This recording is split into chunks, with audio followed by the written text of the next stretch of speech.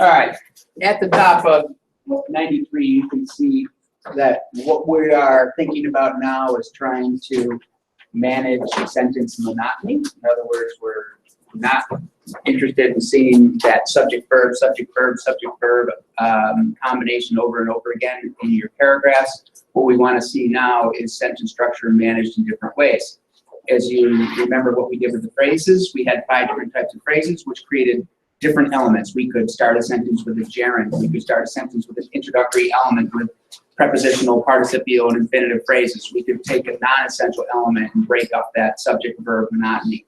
Well, now what we're going to talk about are independent and dependent clauses. In other words, we're going to use, when you talk about phrases, they are a different element of grammar that really doesn't count towards sentence types. In other words, most of you, when you were writing these sentences, when we were doing those sentence variation techniques with those phrases, we're writing simple sentences, but just using those phrases. So you could have your independent clause, you have a phrase in front of it. And as you found out, their phrases can go anywhere. They can go in front of a sentence, they can go in the middle of a sentence, they can be at the end of a sentence. They're all over the place all the time. It doesn't change the fact that it's still just one independent clause. So when we start talking about sentence types, we're talking about independent and dependent clauses, and the number of dependent and independent clauses is going to drive our decision-making on how we manage sentence structure and how we're going to participate in this last little quiz that we're talking about. So in terms of managing sentence structure, yeah, sure, we're going to see some simple subject-verb-object sentences, but they're going to be in the midst of more complex sentence structure where you have an introductory phrase, where you have 2 independent clauses joined together, where you have a dependent clause that introduces the independent clause, where you have several of these things operating together so that these stand out as being different from the continuity and flow that you've created with those different sentence types. So in order to participate in this, you're going to have to learn the 4 different types of sentences. So let's just go through and explain these things by definition.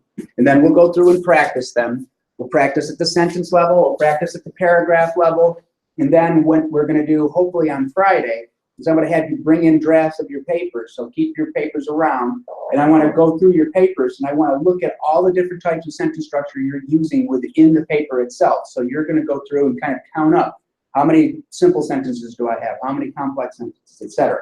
Okay, to see, because you already do this.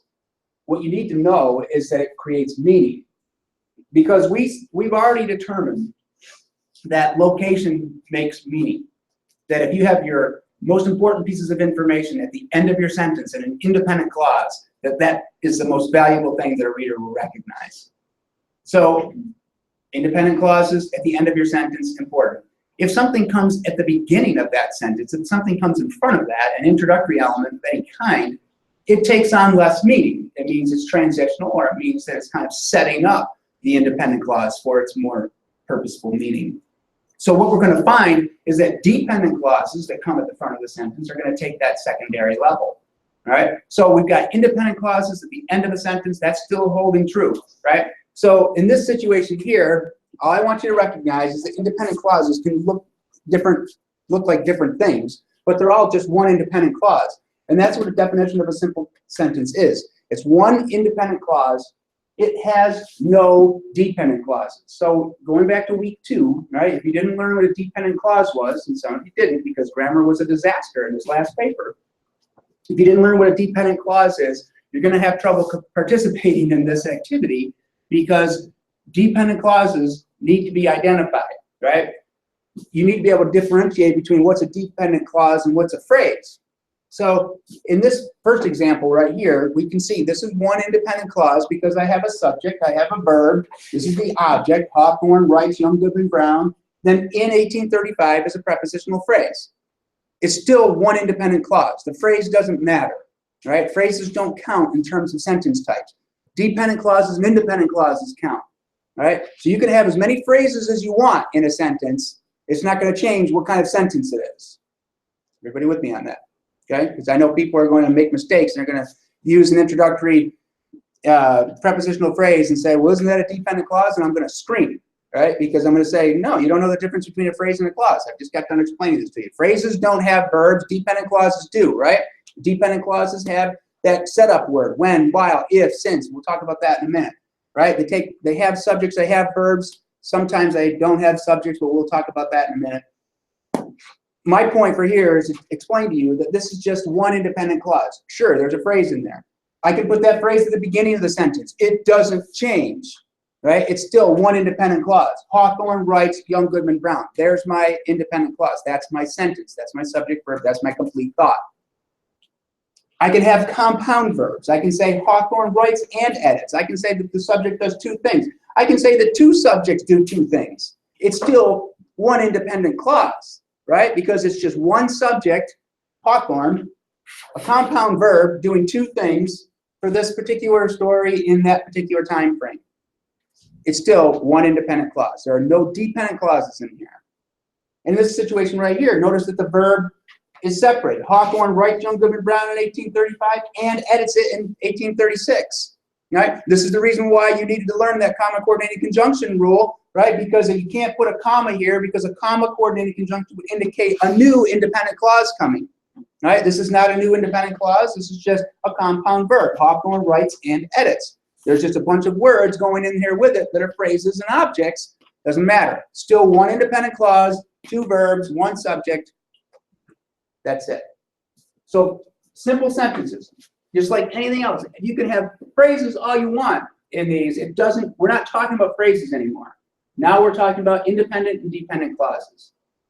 All right? So that's the simple sentence. Any questions about that?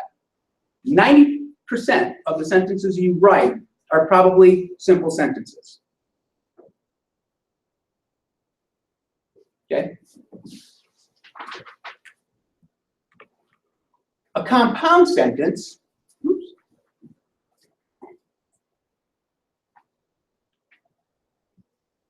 is two independent clauses or more, right? You could have independent clauses in series, right? And have three of them if you wanted. But a compound sentence is two independent clauses. So in this situation here, Hawthorne writes Young Goodman Brown in 1835. That's a sentence. He did not edit it until 1836. That's a sentence. There's the comma. There's the coordinating conjunction to show me that I've got two independent clauses joined together. Everybody see that? Right. So if you're still struggling with that comma coordinating conjunction rule, which many of you are, right? This is going to be a disastrous turnout for you because you don't know what you're doing. Now, question is going to ultimately be raised in here is that what if I join together independent clauses with the semicolon and the transitional adverb, or take two closely related sentences and join them together with semicolon? Sure, I will count that as a compound sentence as well.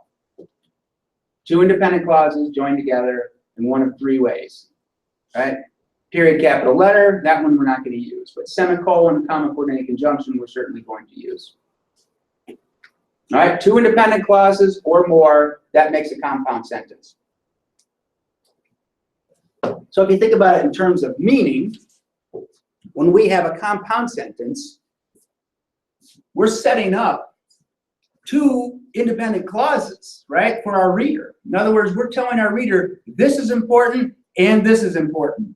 Or this is important, however, this is important. Understand what's going to happen here. A compound sentence is going to be used to coordinate two really important things. Two independent clauses means two important elements. So use that compound sentence when you're trying to make a point about two separate issues that are related, right? The focus is on two important issues. Okay. The complex sentence,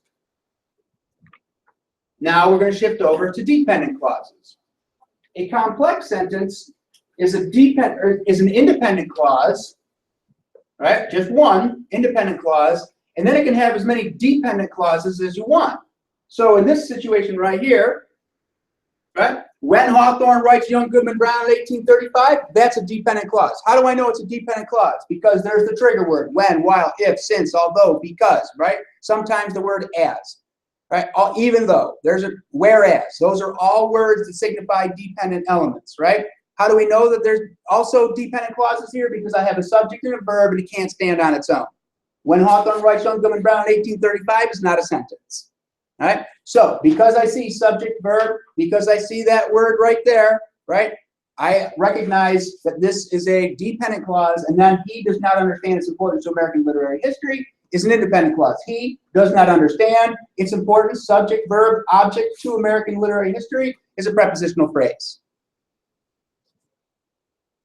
One independent clause, one dependent clause. Now, the whole reason for doing this is just kind of a word of warning here and caution to you. The whole reason of doing this is so that we take less important pieces of information and move them to the front of the sentence in order to provide the transition, right? Complex sentences are really good for cause and effect relationship. If this happens, then this is the result, right? Because of this, X occurred. While this is happening, something else is happening. Right? So that that complex sentence is an excellent tool to show cause and effect relationship because you've got that semi-important information up front dictating that the independent clause, the most important pieces of information, is in relation to it. The whole purpose for doing this is to manage the continuity and flow. So let me just remind you of something. Dependent clauses can exist in the middle of sentences with words like that, which, and who. Right? That, which, and who are dependent clauses that operate within the middle of a sentence. We are not going to identify that, which, and who as part of our complex sentence structure because we want to see dependent clauses at the front of the sentence. So I will allow you to mark complex sentences where the dependent clause is in front. I will not allow for a complex sentence to be identified with a that, which, or who phrase or a clause in the middle of a sentence or at the end of the sentence. The whole purpose for this is to move less important pieces of information up to the front so that we create sentence variety. So be very careful, right? If you have a compound sentence or a simple sentence and you have a that, which, or who clause in it, you can't mark it as a simple or a compound sentence because the dependent clause makes it complex. Let me repeat that. If you have a sentence that you think is simple or compound, meaning no dependent clauses, you have to look for that, which, and who clauses, right? Because if that, which, and who show up in there, those are no longer simple and compound sentences. Those are complex and compound complex sentences. All right? So I'm not allowing you to mark them as complex sentences if they're in the middle with that, which, and who. What I want to see is when, while, if, since, because, although, whereas, even though, as, right? Those are the words I want to see starting a sentence, introductory element, introducing that dependent clause and a cause and effect relationship. But you've got to be careful. Many people will fail the sentence identification issue or component of the quiz because they won't find those internal dependent clauses in those what they think are simple and compound sentences. Any questions? All right. I could have multiple dependent clauses in here. When Hawthorne writes Young Goodman Brown in 1835, that's a dependent clause. Hawthorne writes, there's my subject and verb, there's my word that signifies dependence. He does not understand its importance to American literary history. There's my independent clause. Aha, then look at this. Although Emerson realizes its worth, there's its word although that signifies dependence. Notice that I've got a subject and verb with Emerson realizes. This sets up a complex sentence that has a whole different set of meaning attached to it. Let me explain why. In this sentence up here, we saw a pretty clear cause and effect relationship. When Hawthorne did this, he didn't understand its importance. In this sentence down here, we said when Hawthorne did this, he didn't understand its importance, although Emerson realized its worth, meaning that because this is at the end of the sentence now, this is taking on more weight and value. I'm expecting you to be transitioning at this point to a conversation about Emerson because you've got this dependent clause at the end of your sentence. When you put information at the end of your sentence, you're telling your reader it's important. So when you have a dependent clause that's showing up at the end of your sentence, you should be thinking to yourself, I'm using that dependent clause to set up my next point. It's a transitional element. If you go right back to talking about Hawthorne, after you just told me about Emerson, you're confusing the reader, right? This starts off, hey, when Hawthorne did this, he didn't understand its importance. And then there's this point, but Emerson did. Oh, well, wait a minute. So let's start talking about Emerson now. But if you don't transition to a conversation about Hawthorne and you go back talking about, Hawthorne and don't talk about Emerson here, I'm going to be lost. Right? Because I'm going to be thinking, you just put this at the position of importance at the end of a sentence, and now you're not going to use it. You're setting me up to think one thing and then pulling the rug out from under my feet. Everybody see that? Location matters. Putting information in certain parts of the sentence is important. Right back to the whole thing we were talking about with the phrases, right? Putting the information up in the front of the sentence is less important. Putting the important pieces of information in the independent clause at the end. Great. Keep your independent clauses there. But if you need to make a transition to something else, we'll use that dependent clause to do it there. So as you can imagine, a compound complex sentence is nothing more than a compound sentence and a complex sentence kind of combined together, right? Which means two or more independent clauses, meaning that it's compound, right? And one or more independent or dependent clauses. So I'm going to be looking for that signifier, right? So here's my subject and verb, and here's my signifying word, when. So when Hawthorne writes Young Goodman Brown in 1835, he does not understand its importance to American literary history, comma, coordinating conjunction, but Emerson realizes its worth immediately. Notice in this sentence, the meaning has changed. Now we're saying, hey, when Hawthorne did something, he didn't understand its importance, but Emerson did. So this is going to be a conversation because these two things are in independent clauses and joined with that comma coordinating conjunction. You are setting me up to think that we're going to have a conversation comparing Hawthorne and Emerson in 1835 and what they knew about American literary theory. That's what I'm thinking, right? And I'm signaling that because I've got two independent clauses joined here together at the end of that sentence. Does everybody see that?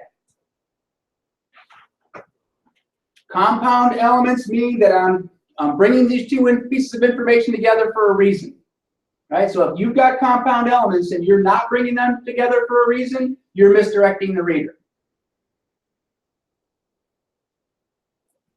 Notice what happens if I put that at the end. Hawthorne writes Young Goodman Brown in 1835, but he does not understand its importance to American literary history, although Emerson realizes its worth. Now I'm going to transition to a conversation about Emerson. Right? I've already told you what I know about Hawthorne here, and that's important. But now I'm using this dependent clause to set up, hey, you know what? Emerson's the important guy here. Let's talk about him. He was the literary theorist. Hawthorne was just a student. Two independent clauses, one dependent clause, creating meaning in different ways.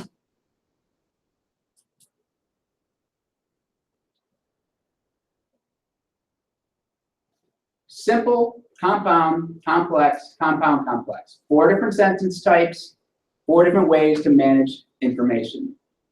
Just like you did with the phrases, right? Introductory elements, non-essential elements, starting that sentence with that gerund, that act of. These are all now 9 different ways that you can manage sentence structure. In addition to just your plain subject verb object. Imagine how exciting this paper is going to be when you have all of these different types of sentence structures operating here and controlling information for me. It's like I'm giving you the key to the kingdom, right? You now know how to get through complex information, how to present it to people. All right, well, let's go practice it. Let's look at Virginia and Rhode Island again.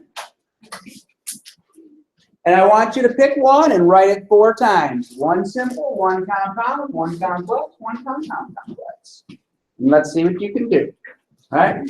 Find out what's important. Find out what deserves independent clause status. If you've got two things that need to be in independent clause status, then one's got to be less important than those two. If you have cause and effect relationships, because for that complex sentence, figure out how to create one of those as that cause and salvage that independent clause for the effect.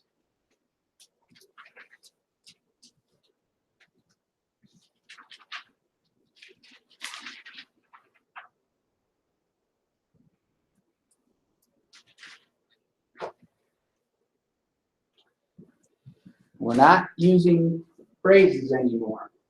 We're using independent and dependent clauses.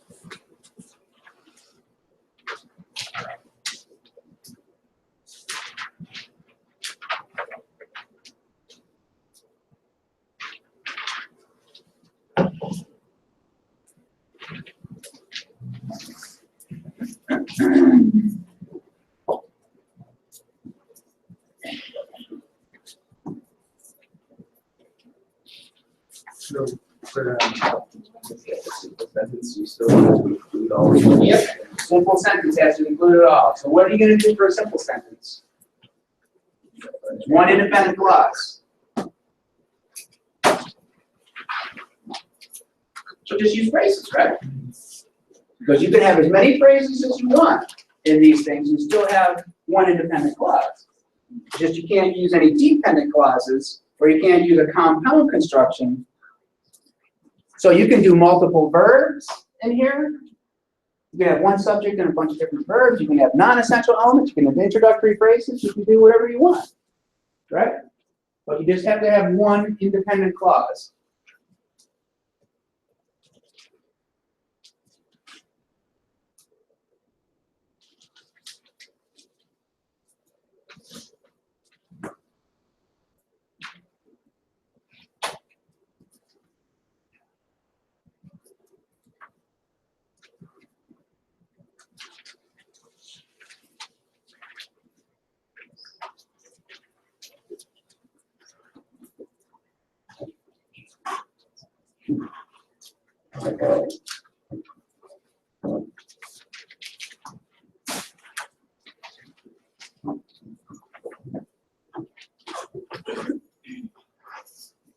So you do that and have a dependent clause. Okay. That works in the right dependence.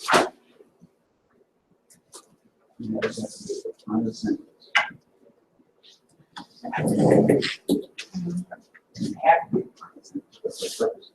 We're trying to do.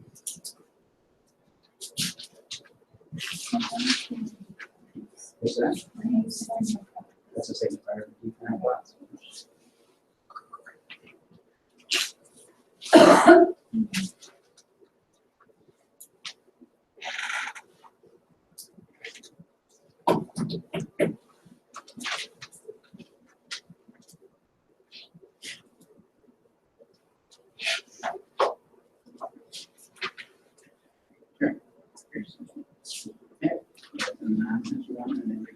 This participle at the end. I just take the one and clause. And that's it. You can even do two verbs. Play, or was, and played, or something.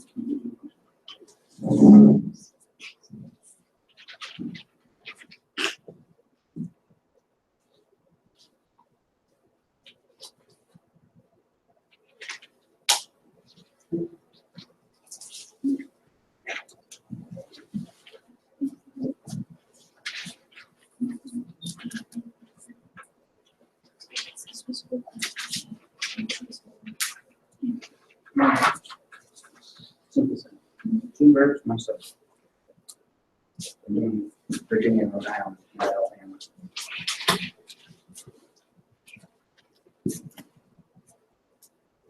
Virginia, Rhode Island.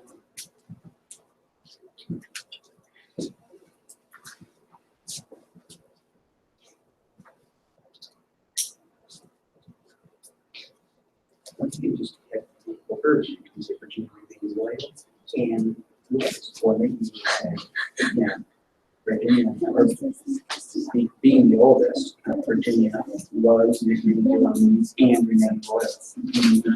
Compound verbs, it's not a different way to do it, right?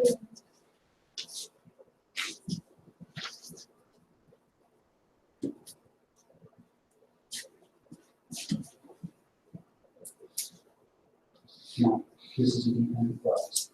If provided, subject and verb, and as is signified, right? Sometimes as operates as a dependent clause. Now, you can put in a conjunction here, because you don't have a subject. It's played a great part. That's not a complete sentence.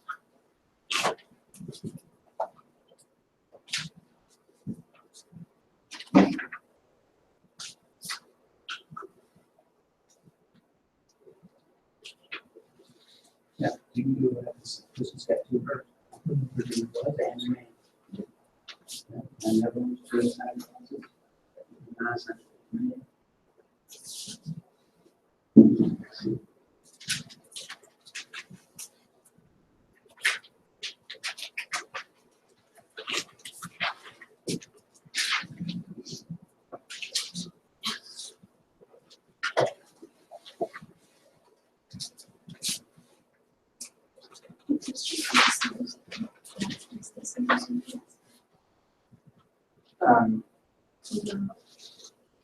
Yeah, because then there's acting caused around that. You know, there's no dependent clause, it's just one independent clause.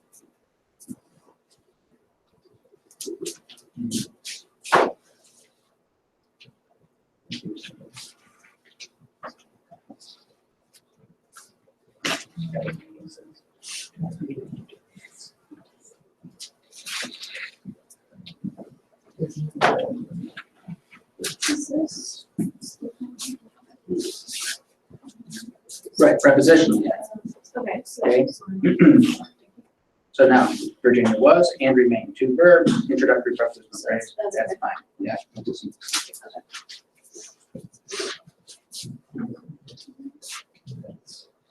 Can't be found coordinating conjunction. That's not an independent clause, right? That'd be Mark Thomas place. What's that? Soon as you do that, though, you're setting me up for a dependent clause, right? That now is no longer a simple sentence.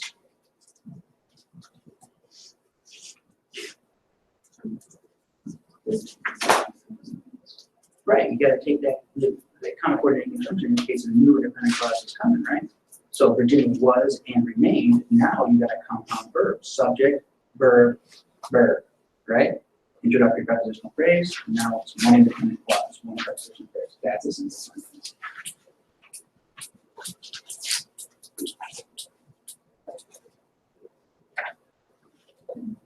Yeah, you can do that for simple.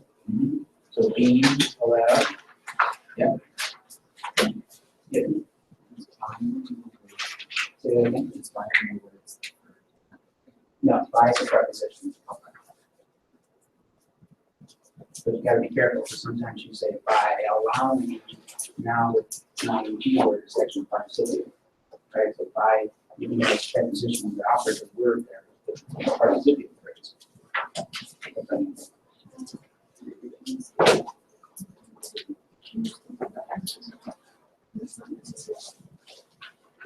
Yeah, that's what about the prepositional phrase, right? Yeah. Okay, so Virginia, the oldest, is known as and remain what? Sure, Virginia is and remain. Right. Two verbs, one subject, not essential elements. Good. Okay, then so what Virginia? Put a comma there? Yeah. Okay.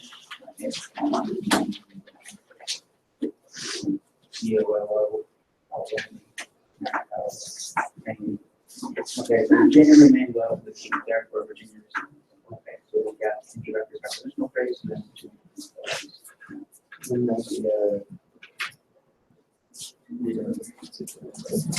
Okay, so being responsible around haven, for those who review and yeah, around the world, and play two verbs, one subject, and the second class. Okay, good.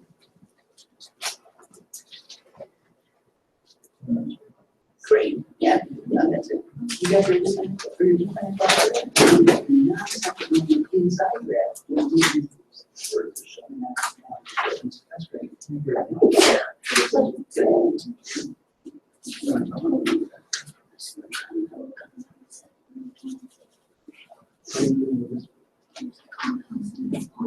comma coordinating conjunction tells me a new independent clause is coming. Does remain loyal to the theme independent clause?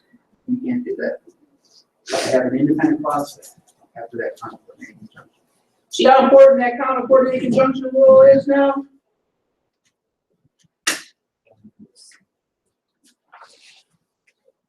Why a comma for this? Yeah, no reason. They're one place. We have no rule that says you put commas between subjects and verbs, right? Okay, so this is your participial phrase, and then you say, wrote down, later grade, class of life. Fine. Okay, run independent clause there. Introductory phrase there. Oh, that's a simple sentence.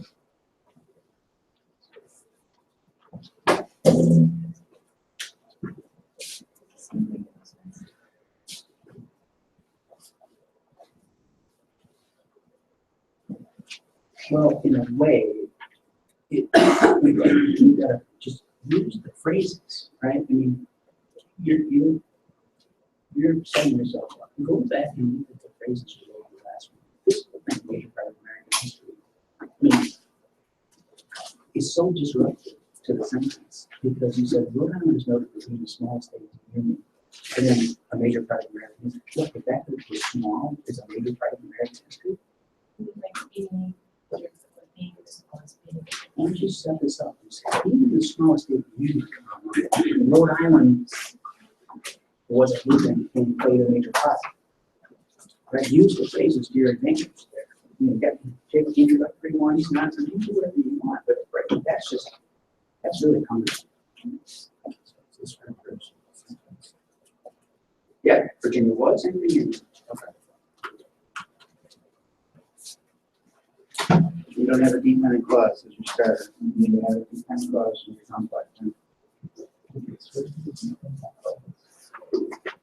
In Virginia,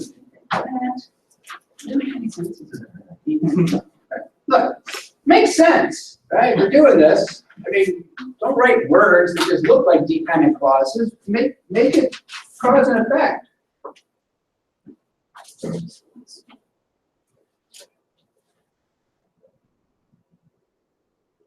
Yeah, you do that. Yeah, I mean, you essentially ran 3 independent clauses, and then you divided them up. Yeah, sure. Why not just do a comma coordinating conjunction instead of having a shopping, right? You know, Rhode Island was a haven, comma, and it played a great part.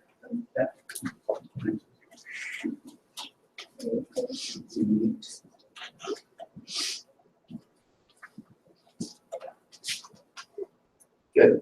Virginia was it and then. Good. Now I gotta start with some dependent clauses. That's not a dependent clause. That's a prepositional phrase. And here's the reason why. There's no verb in it. As the smallest state in the Union, 2 prepositions back to back.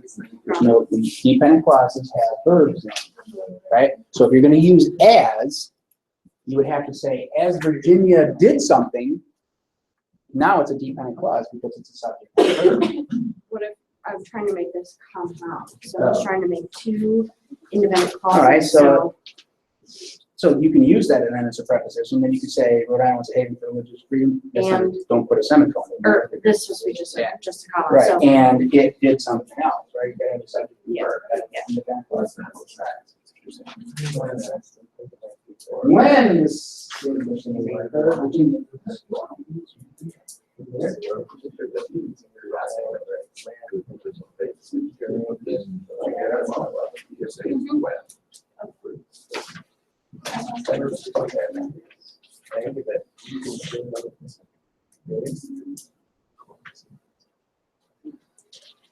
give me a different word here.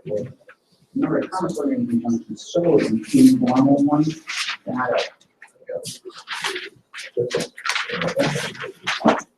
Okay. Good. Okay. When Virginia was the oldest town, does that make any sense? Did it change its oldestness? Of course not.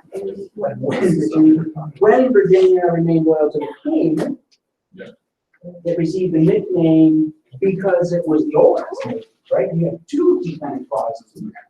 It's a dependent clause. But with complex sentences, you can have as many dependent clauses as you want. Okay, so being smallest, Rhode Island played by being a Rhode Island is a sweet place, since Rhode Island. Now you go two dependent clauses down here, and not two independent clauses. You gotta have two independents in the last one. Everyone's there up until that point.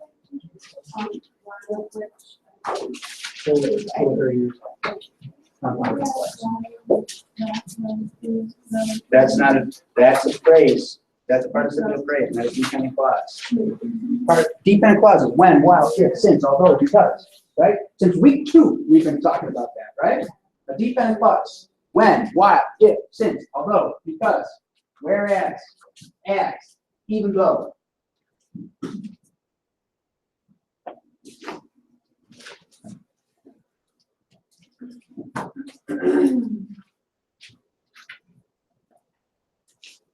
That is not a dependent clause, due to. Right, do I need to shout out those verbs that signify dependence again? When, why, if, since, although, because, whereas, even though. Sometimes as.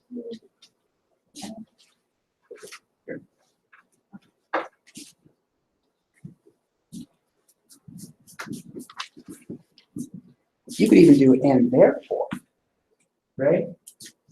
Because it's kind of create that kind of relationship.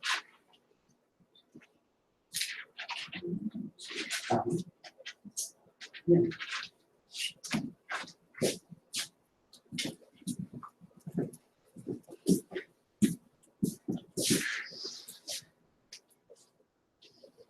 All right, let's take a look at some of these. I'll show you some useful examples. All right, we'll start with Virginia. I'm not saying this is the only way to do it. I'm just saying these are some examples of what you can do. So Virginia, the oldest of the English colonies. This is a non-essential, a positive phrase, right? Because it's set up with commas. So Virginia remained loyal to the king during the English Civil War and was nicknamed the Old Dominion. So one subject, two verbs, one independent clause, a non-essential element. That is a simple sentence. Any questions about that? Why are you scowling? No, yeah. No. Does that not make sense to you as a simple sentence? No, it makes sense. Okay. Anybody else? I just want everybody to know. Right? If you don't know what you're talking about, ask questions now. Or go back to week 2 and revisit those lectures on independent and dependent clauses. All right, take a look at the compound sentence. Virginia, the oldest of the English colonies, remained loyal to the king during the English Civil War, and therefore it was nicknamed the Old Dominion. How about that? Now, independent clause here, Virginia remained loyal, and it was nicknamed, there's my second independent clause right there. I have a comma coordinating conjunction indicating that the two independent clauses are joined together accurately. I've still got this non-essential element right here in the first part of my independent clause, which is fine. It's a phrase. It doesn't count toward sentence types. That is two independent clauses. That is a compound sentence. So I've got a simple sentence and I've got a compound sentence. Any questions? Yes? We have to put and therefore, or use but therefore? You put therefore, and then it requires a semicolon, right? Oh, yeah. Yeah. Right. She's just trying to make it sound, she's showing that there's some relationship to it. In other words, Virginia remained loyal, and ultimately, because of its loyalty, it was nicknamed the Old Dominion, right? So she's saying, and therefore, it was nicknamed. So she's showing kind of a cause and effect by using those two independent clauses. So now she's going to the complex side of things, right? She's going to do complex and compound complex. So the complex, she's got to have one independent clause and one dependent clause. This is a dependent clause because it starts with because. It's got a subject, it's got a verb. Because it was the oldest of the English colonies and remained loyal to the king during the English Civil War, she does one subject, two verbs inside of her dependent clause. Virginia is nicknamed. There's her independent clause. That is a complex sentence.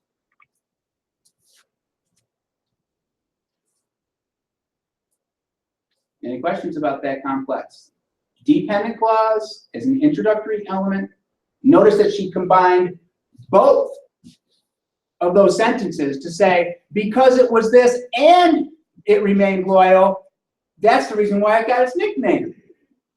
So she, in the complex sentence, subordinates the cause and effect bit to these two events. It was these two things that caused this to happen. That's how it's got its nickname.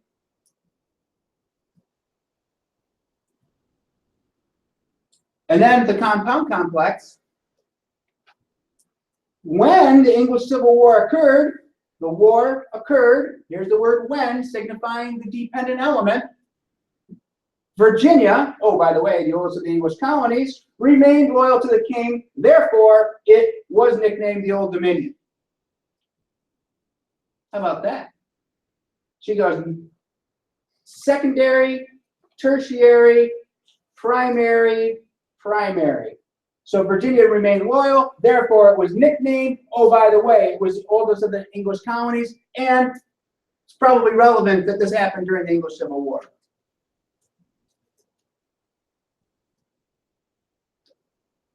Got a lot of stuff going on in that sentence, but she's got it manufactured correctly, right? She's got her independent, or she's got her dependent clause set up with a comma as an introductory element. She's got her non-essential element in the middle of that independent clause. Got two independent clauses there to say, hey, not only is this important, but this is important too. So Virginia remained loyal, therefore it was nicknamed. Notice in this situation, right, she doesn't do the and, she does a semicolon, therefore, to draw the two independent clauses together.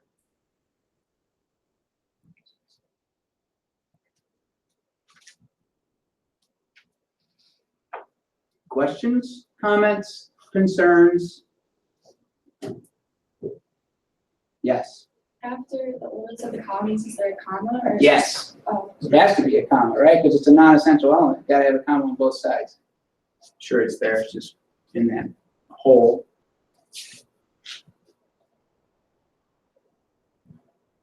Okay, let's look at Rhode Island then. Some different strategies here. Take a look at this.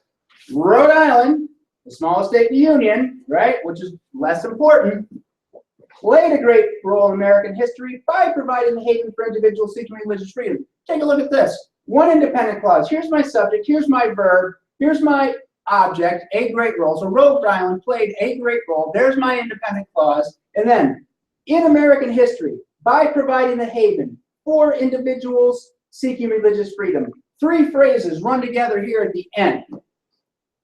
But it's still just one independent clause, right?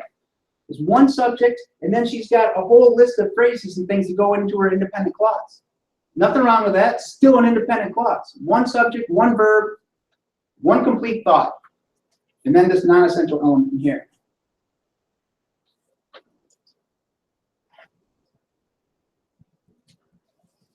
Get a mistake in this one.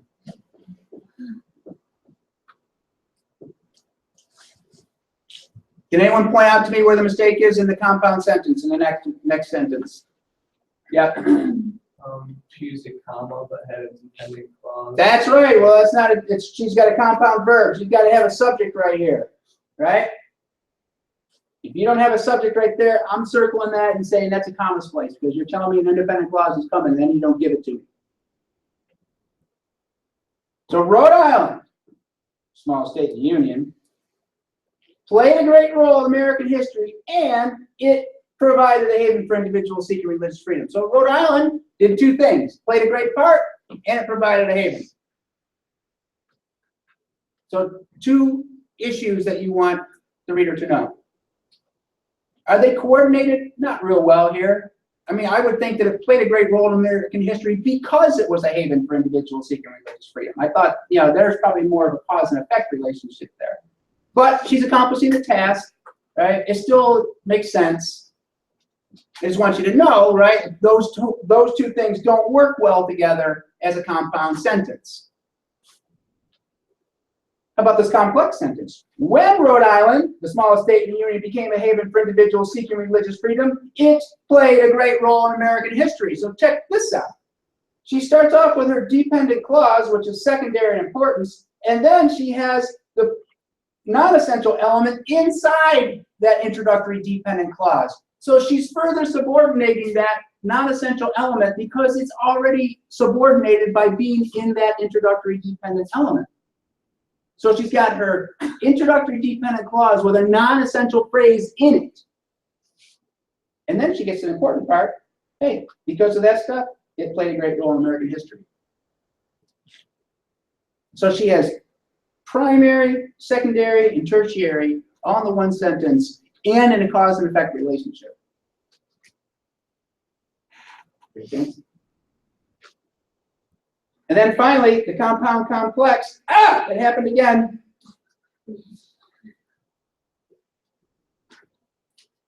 Although Rhode Island is the smallest state in the Union, there's my dependent clause. I know it's dependent because I have a subject, I've got a verb, and I've got the word although. It provided a haven and it played a role. Two independent clauses joined together with a comma coordinating conjunction. My introductory dependent element. That's my compound complex. Do you have any questions about what we're doing?